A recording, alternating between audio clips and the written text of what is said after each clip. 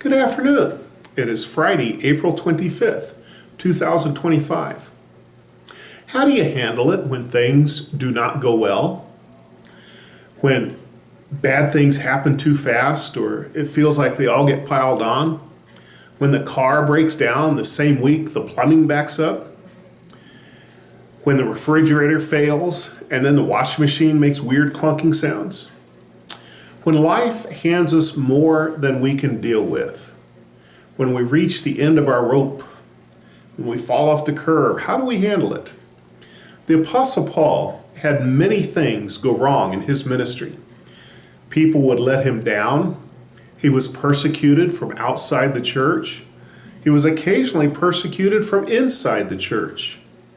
He had all of the hardships of first century travel, the bodily soreness of walking too far and too long, sleeping in uncomfortable places. And his response to the Colossian church about that is interesting.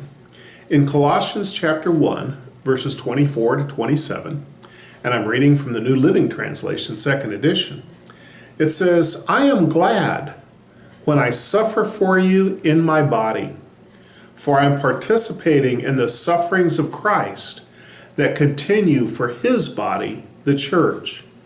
God has given me the responsibility of serving his church by proclaiming his entire message to you. This message was kept secret for centuries and generations past, but now it has been revealed to God's people. For God wanted them to know that the riches and glory of Christ are for you Gentiles too. And this is the secret. Christ lives in you. This gives you assurance of sharing the glory." Paul sees his sufferings as him sharing in the sufferings of Christ. He believes it makes him more Christ-like. In his mindset, that's a good thing, that he suffers as Christ suffered. His responsibility, his life's dream and calling, is to share the message of Christ with the church and with a lost world, and to declare the entire message of Christ. Here's the secret, he says, to salvation, to dealing with suffering.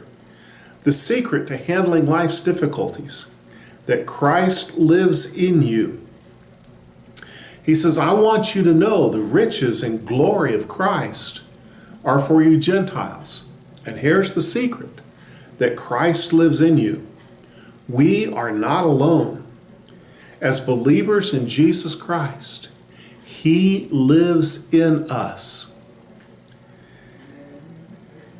His ever-abiding presence reminds us that we are not alone, that he is with us today and will be with us forever.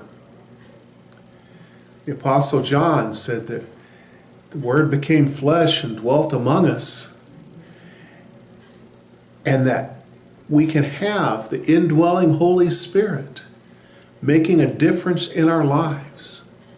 And how precious that is. That's the secret of handling anything that comes your way, is recognizing that you're not doing it by yourself, that Jesus Christ is part of your life and sharing with you in everything that happens. And that if it is a bad time and if you are suffering, then you can rejoice because you're sharing in the sufferings of Christ, especially if the suffering comes as a result of you sharing the gospel. Christ in us, the hope of glory, the promise of good things to come. May you and I handle our suffering with a sense of steadfast purpose, recognizing that Christ in us makes all the difference in the world. This week, may you know of Jesus' presence in your life today. God bless you.